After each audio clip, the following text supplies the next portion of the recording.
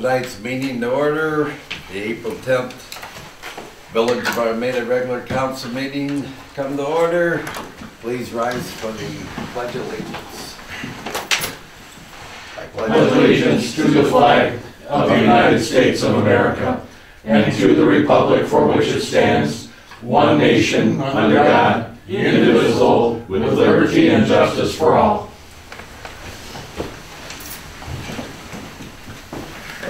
Okay.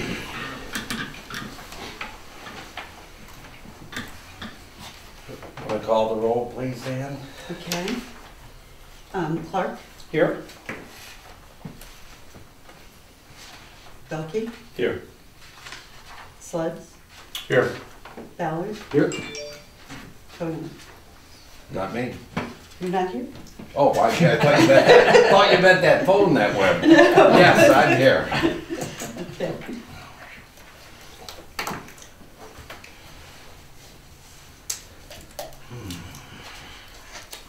Okay. Approval of the agenda. I think we got a couple changes to make.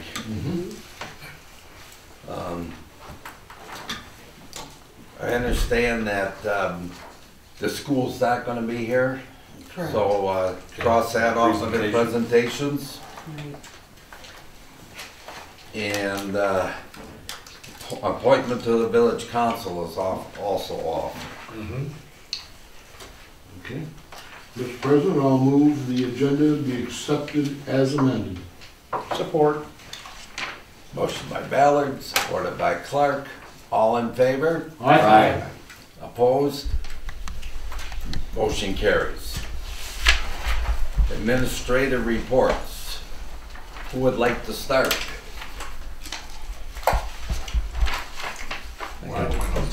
I can, Mr. President. Go ahead. So Armada Police action report from March 2000. Excuse me, Lyle. Sure. I'm so sorry. After the approval of the agenda, I should have asked for citizen comment. I'm so sorry.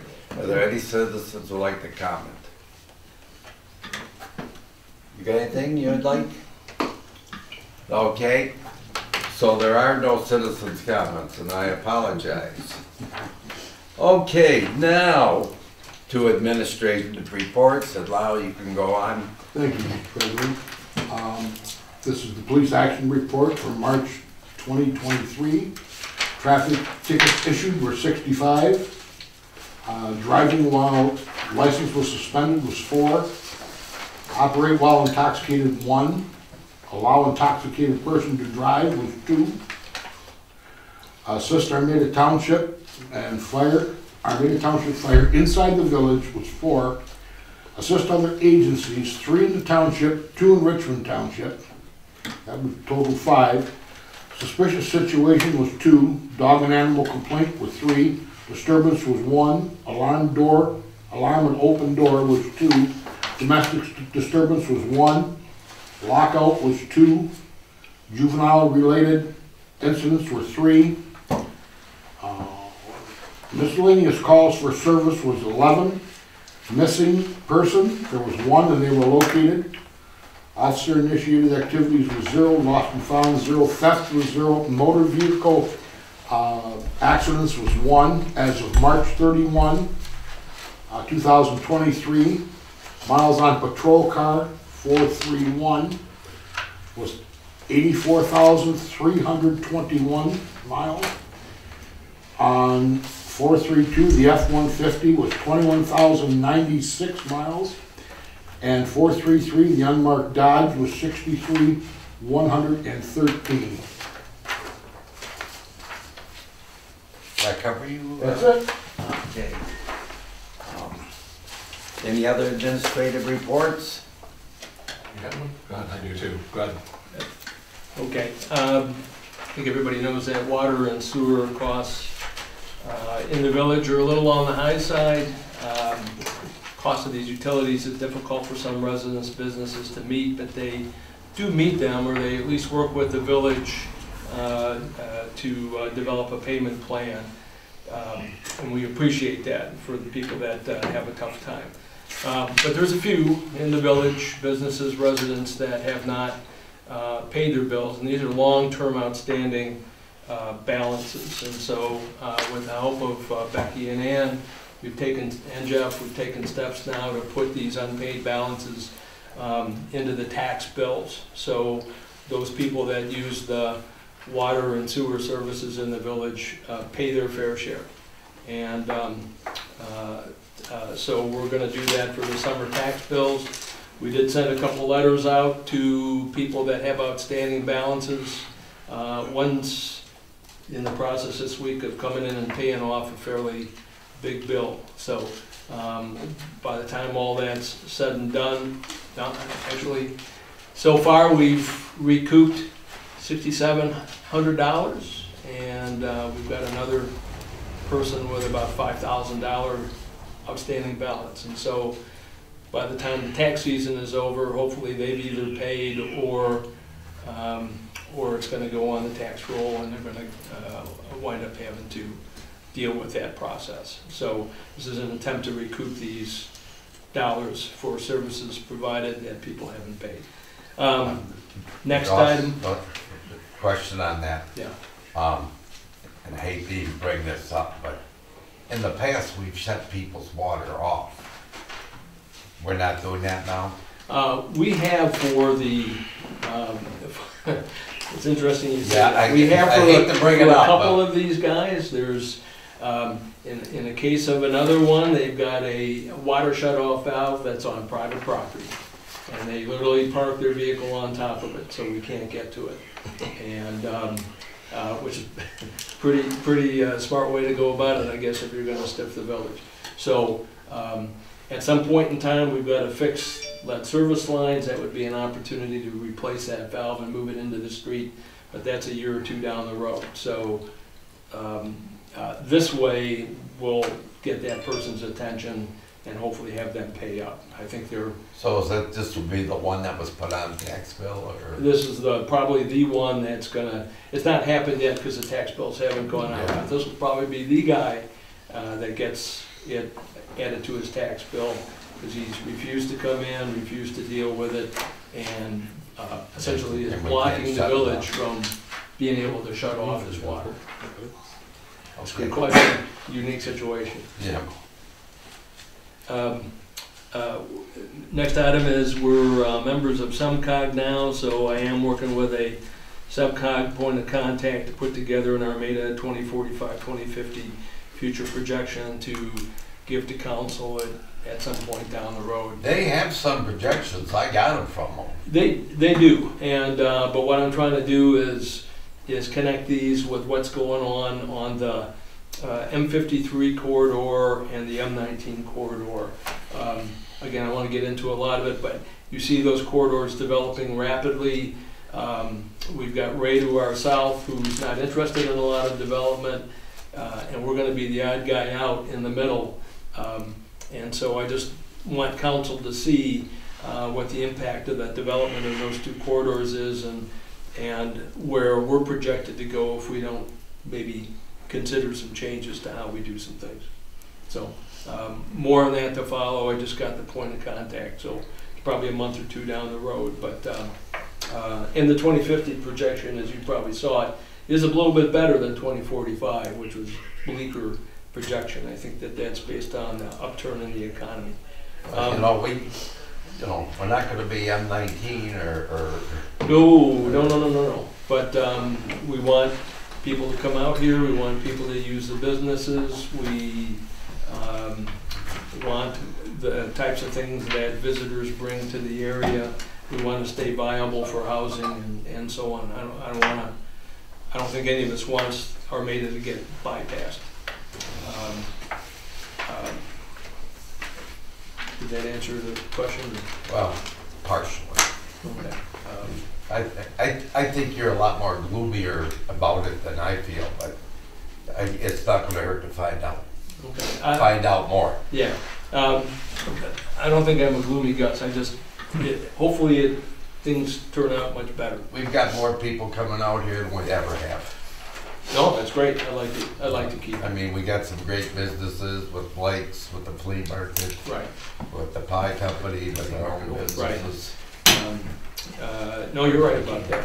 I'd like to see the township do more with placemaking, which is a role of a township. They don't really do any of it. And, Yeah, we can't comment on what they should do. no, that's up to them. Okay, did you want me to talk about the ISO? I'm here for any questions you have. Yeah, if you want to start that, or Okay, I'm gonna have the chief help me out a little bit, though. I'm not quite up to date on the frequency that the inspectors come out here to look at the township and the village. See, we are connected in different ways, right? Township and the village, they're gonna do this international standards So administration. ISO rating is something that's done with municipalities every 6 to 10 years. Last time we had it done, I believe it was 10 years ago. I'm sorry, 7 years ago. And what they do is they come in and they do a very thorough evaluation of the fire department. I mean thorough. Anything from trim records to hose testing to pump tests to maintenance to inspections. I mean, it's very inclusive. And the binder's about 3 inches of documentation we have to do. 80% of that score is the fire department. 20% of the score is the water source.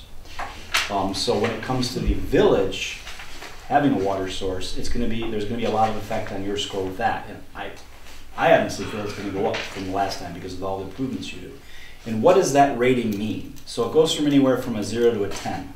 If you go to a very big, like Sterling Heights, it's a very robust city that has a very big infrastructure and fire departments, they're going to be a 1 to a 0. I think actually they're a 2. And you go to somewhere like just next door to Richmond Township, they're a 10. And the reason is how quick a fire department can get there and how effective they can be. Well, if you have a department that's fully volunteer with no water source, there's not a whole lot versus a sprawling suburban that has advanced systems in place in the department, they're going to be a much lower score. That translates to what we pay for homeowners insurance, what we pay, what our businesses pay for insurances. So anytime that rate goes down, it just benefits the citizens. And then just give you an example, we used to provide a contract to part of Richmond Township. That part of Richmond Township had an IRS rating of 6 because we were close, we were a fully staffed department, and we provide care. The second they decided to go elsewhere, they went immediately to a 10. And the insurance rates over there went through the roof. And we get phone calls all the time. It's like, it wasn't our decision. So that ISO rating is very important to the citizens at the end of the day. And it is it's basically like an IRS audit. They look at everything. So the chief's giving me a heads up about it, and I will work with him to get us the best rating we can get. And I think our water system is in good shape.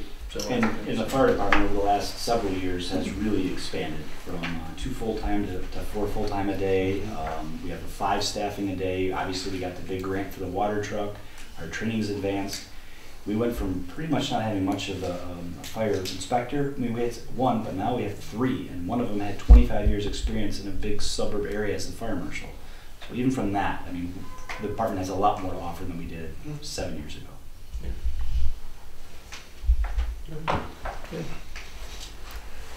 Maybe, I'll keep council updated, but any other questions of the chief? Good. Okay. Okay. Oh, all right. Last one, just council had about a year and a quarter ago approved a resolution of support for Community Heart and Soul, which is translated into Armada Heart and Soul. It's a community change initiative with the objective of really talking to everybody in the village and the township about their desires and future needs.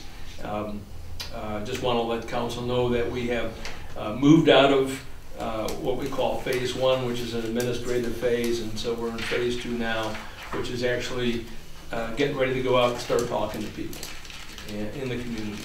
And Who is we?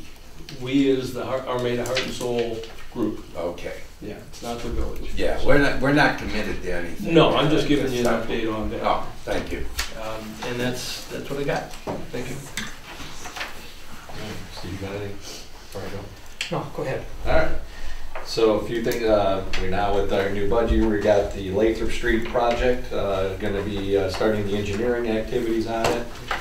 Just like we did with the previous, they'll be with the engineering activity, then we'll get the bid packages, we'll get the bids solicited, and then move on with the project. The Lathrop Street extension, that will come up here, we'll get the licensure and everything else. It's already been surveyed, staked, and all that stuff, so we'll finish that this spring and with Jeff. We've got the Holloway license over with the across the street for the shared services because of the plowing, snow removal, shoveling, whatever they call it over there that they want us to share with. So we'll take care of that.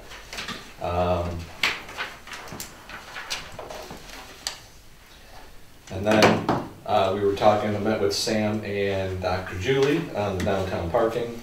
So I'll put some things together here. We got a few action items going forward. I'm going to look at getting more update on some information from SEMCOG. And then Sam and Jill are going to they have a completion plan that they were looking at doing, so to get some of the things that could improve the situation, not necessarily move the needle, signing, marking, things like that don't create more spots, but it does create, it does have a positive effect. They have a few other things in their portfolio they're going to present. So we'll be going forward with that here soon. And then I did hear a request, and they, Steve and Ross are aware of it too, looking at what we wanted to do with potentially moving forward with a new salt dome to talk. Considering we buy 200 tons of seeds a year, we get them in 50-ton increments. And hopefully when the winter's bad enough, it leaves us with about 25 or so tons left that we carry over to the next year to start the season with.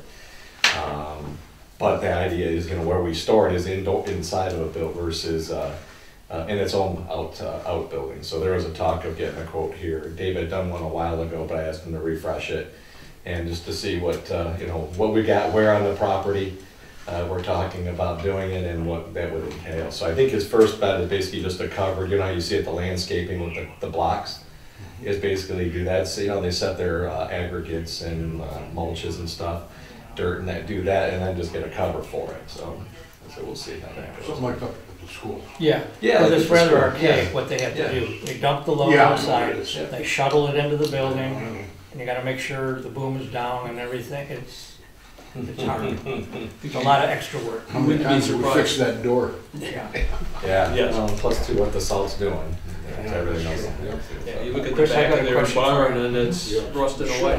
On Lathrop Street, when you do that, is it gonna be continual or does it stop at each street? Are you going right through the Continual, intersection? right through the Okay, good, intersections, yes. good. Okay. Does that cover you, Chris? Yes, it does. Okay. Just make sure. And then make sure, Yes. whenever we're gonna discuss some of those items, that we put them on the agenda, Correct. to the agenda. Absolutely. Just got a couple of little things.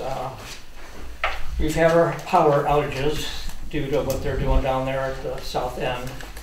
It's raised a little bit of havoc at the sewer plant, even though we have the generator. When you stop things in the middle of a sequence, it doesn't always want to play nice. So it's had to be babysit a couple times. The other night we did have 1.35 inches of rain.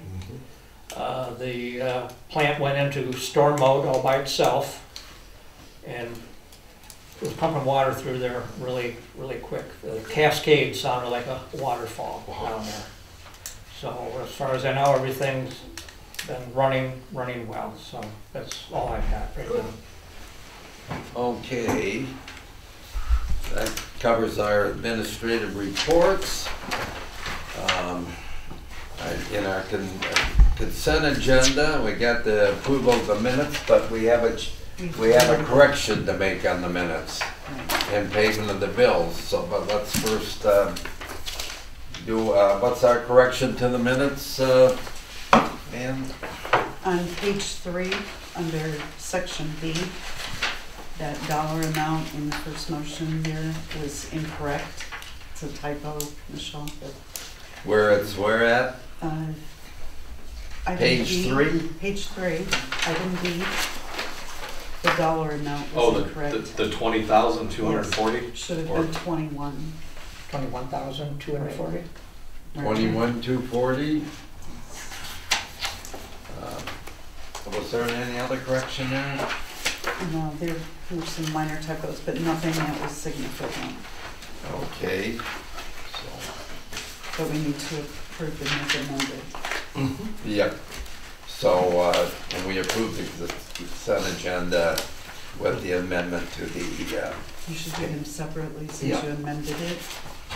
So, yeah, we should, when the motion's made, we should approve the consent agenda. Right. And As amended to reflect the correction of the minutes. It's okay. okay, motion by Jeff. Oh, no. Go ahead. Mr. President, I'll move that we approve the consent agenda as amended per the minutes of 3/27/23. Support. All in favor? Aye. Opposed? Motion carries. Okay, no old business. Under new business, we had struck item A, we're on item B, water department purchase. I think that may be yours, Mr. Ross. Yes, it is, thanks. Okay, I've talked about the variable frequency drive a couple of times, so I'm not going to go into great detail about that. I did reach back out to Ken Wesley at UIS SCADA to confirm that the quote that's in the packet is still good. I did get a thumbs up today that there is no change in pricing. It's like a lot of equipment and a lot of construction, pricing continues to go up on these things, and in some cases there's long lead times. So this particular item, I wanted to get this moving because right now the best guess is early September. If we ordered it today, tomorrow, it would come in early September. And again, the criticality of this is that we're scheduled to have the water tower shut down and voided this year for cleaning and maintenance. And all of the well pumps will be continuously operating during the week it's going to take to do that. So, because this VFD is not stopped working, but it's 4 years over its. So we'll have this if there's a problem. It should guarantee us that we're not going to have any problems when we do the water tower. So I would make a motion to approve quote 230137 from UIS SCADA to replace the variable frequency drive on the pump at well house number 7 for a total cost of $24,150 and allow the water commissioner to sign for the village. Support. I have a question. Sure. Are we going to get the one that's in well house 7? Are we going to have that rebuilt? Have it here as a spare? I had thought about that, but that's probably not a bad idea. And what make is the drive? I don't know what's in there right now.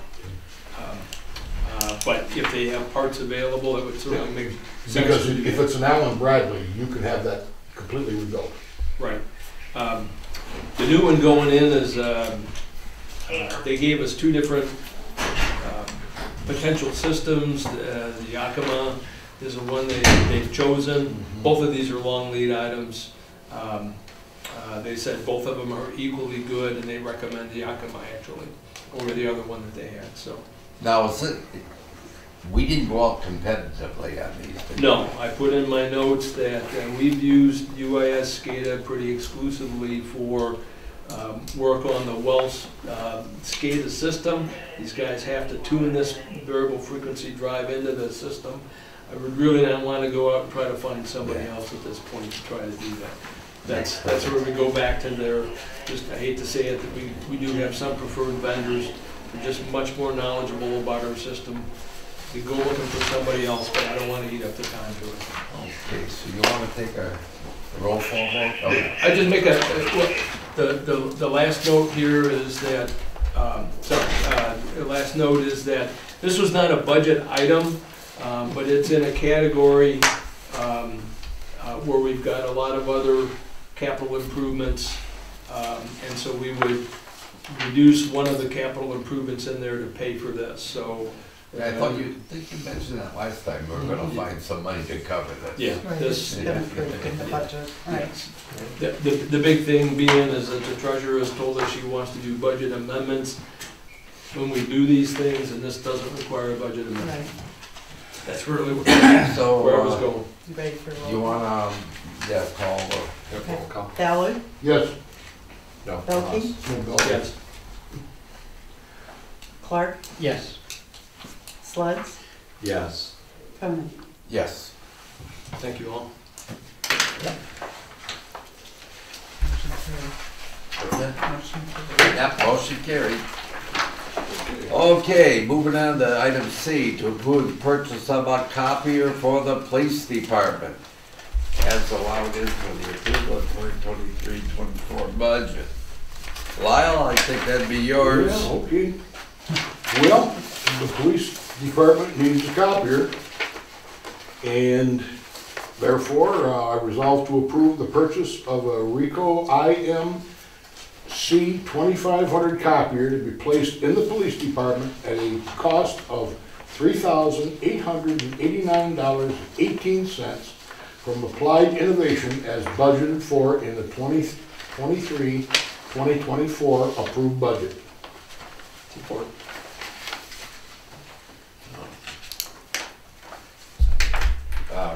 You got a question, Chris? So, did you second? Yeah. Yes. What did you? Motion by Ballard, supported by Belkey. Are there any questions about the purchase of this copier for the police department? And if you would call the, Ballard, Yes. Belkey, Yes. Clark, Yes. Sleds, Yes. and Koenig. yes. Motion's carried. Thank you. Okay, moving on.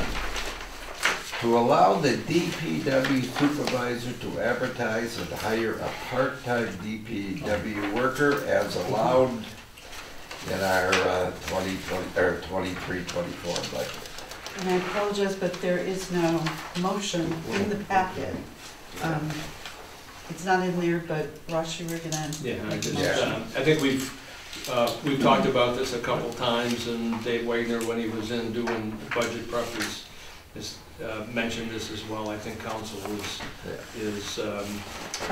good with this. So make a motion to allow the DPW supervisor to advertise and hire a part-time DPW worker as allowed for in the 2023-2024 approved budget, in accordance with the budgeted amount.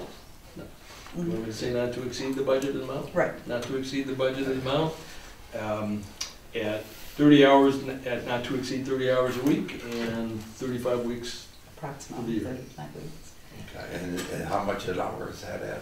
I think I set it at 20, just to make sure, remember, just We so wanna say not because to we were over it. exceed That's why we did that. So, I don't That way know, it covered us. I don't know who's taking the lead, if you three or if you're going together, but you might want to check check with the principal at the high school or something, might have somebody in mind. Yeah, I mean, it'd be great to get, And, and you're advertising. it'd be great to get high school. Okay, A second. Second. Or, oh, go ahead, Chris. okay. Sleds? Okay. Sleds. All right. Motion by Belkey, supported by Sleds. Okay, And would you call the roll, please? okay. Let me write it over here, because we don't have. All right. Ballard, Yes. Belkey, Yes. Clark, Yes. Sleds, Yes. and Koenig. Yes.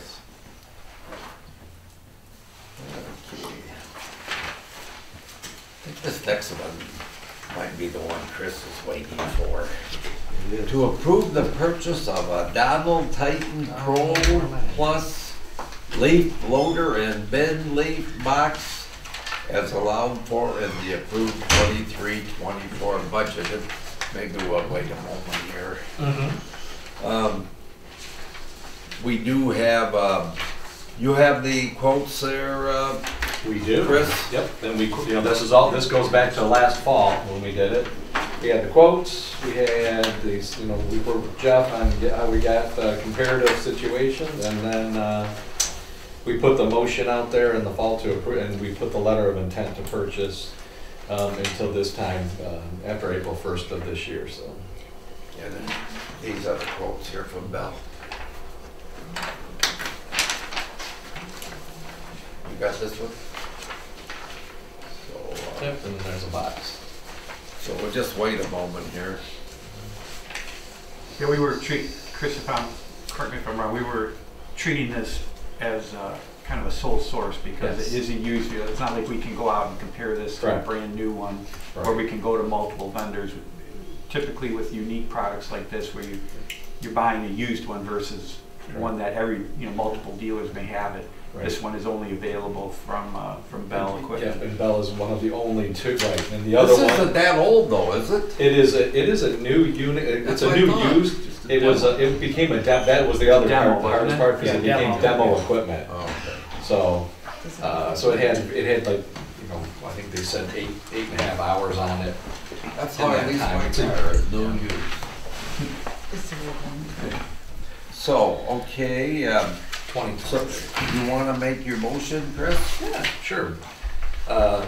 President, to make a motion to approve the purchase of the now Titan Pro Plus leaf loader and BN leaf box from Bell Equipment for a total cost not to exceed $83,414 as budgeted for in the 23-24 approved budget. Support. And we definitely need a Roll roll call on that Yes. one, that's right. Ballard, Yes. Belkey, Yes. Clark, Yes. Sludds, Yes. Cronin. Yes, Motion carried. motion's carried. Number one. Can't believe we didn't get it. Always have a new toy. Yes. Actually, really it's neat. irritating. Between being a 2020. Okay, and it's a ride-on, it's the only one. Item F, to approve 2-year non-residential and 2-year residential cross-connection backflow prevention inspection contract with Hydro Corp and Company. Okay. That sounds like you, Ross. You're right. Council probably recalls about 3.5 years ago, we put into the Code of Ordinances a component, I want to say it's section 23, I may be wrong. I can never get the water section right. Anyway, to conduct non-residential and residential cross-connection and backflow prevention inspections. This is a EPA and a state Eagle requirement. So, and with council's approval, we launched and did non-residential inspections for the last 1.5 years. We actually got through everybody in the village. We had a 99% compliance rate. And I'm going after the guy that is holding out. He'll get his inspection. In any case, we did say in our plan that we developed as part of that ordinance change that we would start on the residential part of the village in about 3 years, and so we're right about there now.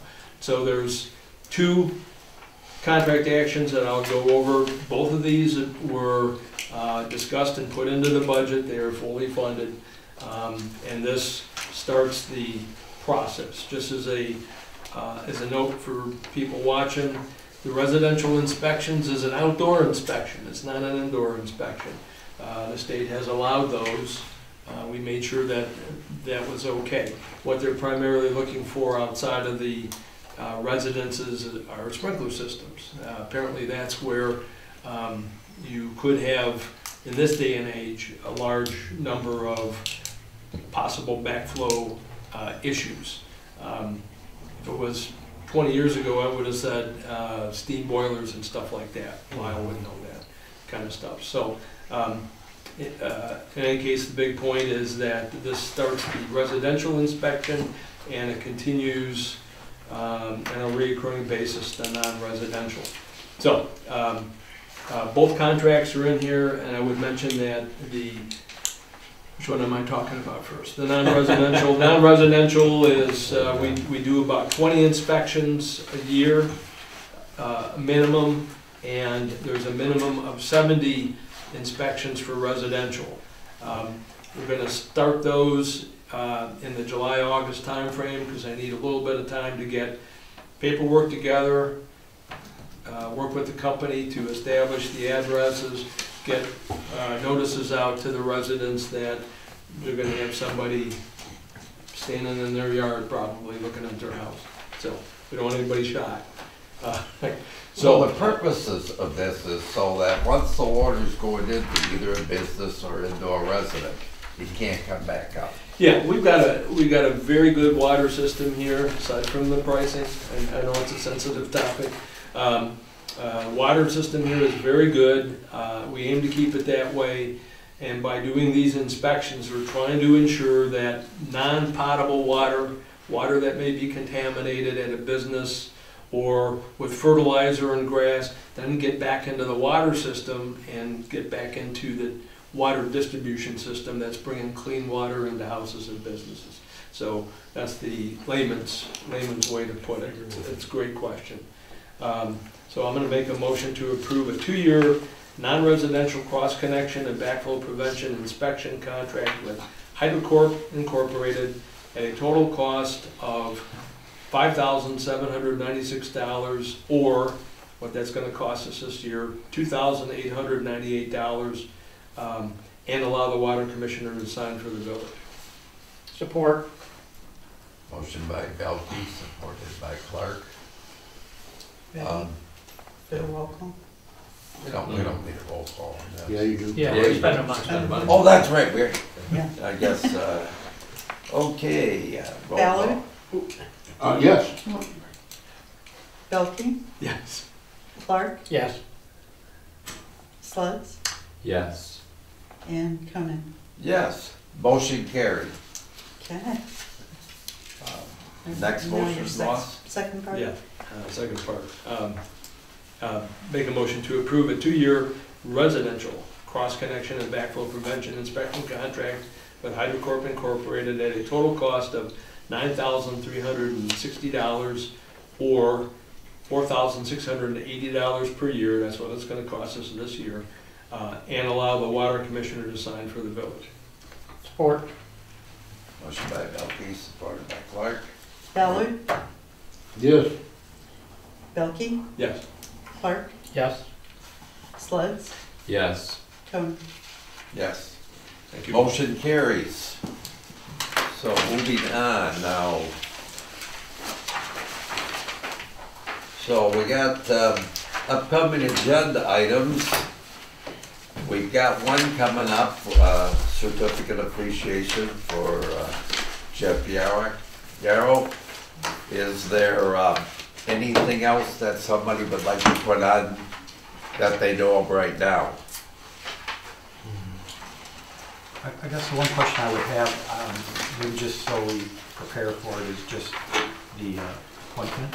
I was gonna bring that. Okay, I'm sorry. I guess I would just say I'm gonna bring, budget approved and passed on, but start bringing a couple items to council. So the next one is gonna be the water system telemetry contract. That's where we check all of the radios in the different facilities. Radio communication's important. It's really what makes the system work. So I'm gonna have the telemetry checked. It's a budget item. So Okay.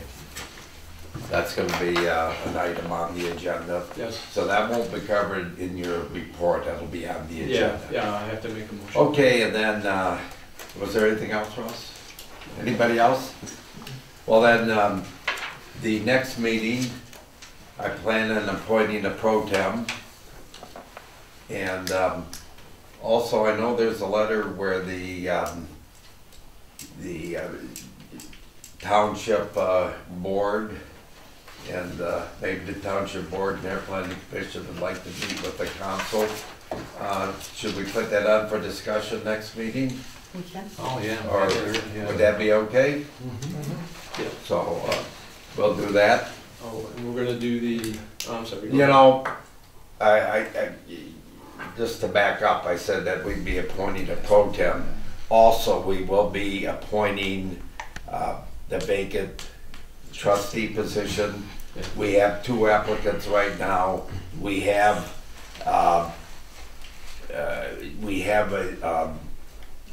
ads in the paper yet coming out, so we wanted to make sure there's enough time. So, but next meeting we want to appoint somebody. Then sometime after that, we'll maybe move things around just a little bit for you know, trust for commissioners. Nothing too earth-shaking. Dave, can I ask you a question? Yes. Now, in terms of the 2, I guess, letters of interest that have been received, are you going to do like the interviews first, or are you just going to just go right to the appointment? Yeah. I guess, you know, of course, I'm open to suggestions, but I thought we'd just have the applicants stand up and, you know, introduce themselves, say what they think. The commissioners will all have in their packets or in their mailboxes a letter from these applicants. So if you're an applicant, if you would put in what you feel your qualifications are, or why you'd be a good choice for the village, we would really appreciate it because it makes the decision a lot easier. Already it's shocking that we have 2 people to choose from. Yeah. It's been very hard getting people to volunteer, so I really appreciate people that are willing to put themselves out there. No, thank you. So that'll be on the 24th. Yeah, today's the 10th, so it'd be the 24th. So we got, we're gonna do the pro tem, we're gonna appoint the council, we're gonna discuss the meeting with the township. The planning meeting with the township. Right. I think that's all I have. Anybody else?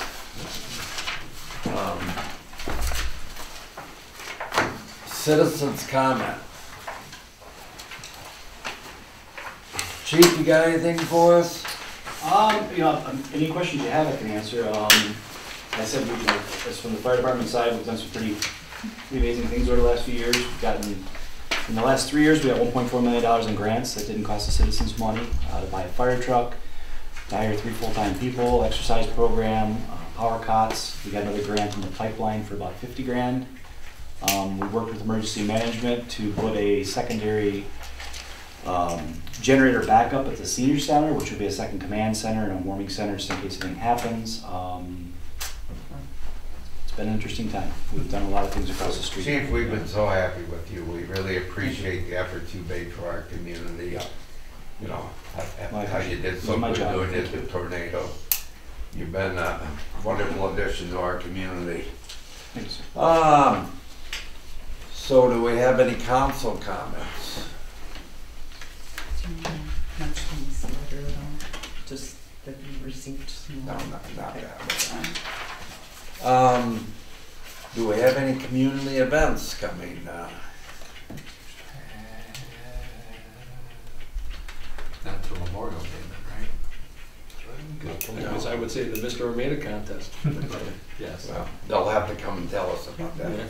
Okay, so no closed sessions, so I think I would entertain a motion. Do it. The time is 7:45. I move to adjourn.